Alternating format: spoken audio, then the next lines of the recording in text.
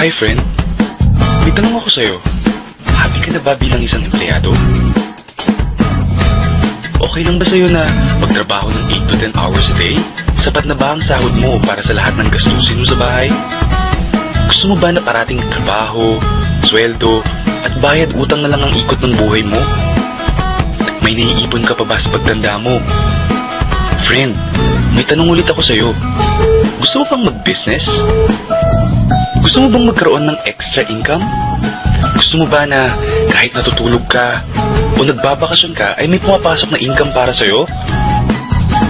Gusto mo bang maabot ang mga pangarap mong bilhin at mabayaran ng mga utang mo? Friend, anong magandang negosyo na maliit ang puhunan pero malaki ang kita? Friend, gusto mo bang kumita mula sa trending na negosyo ngayon?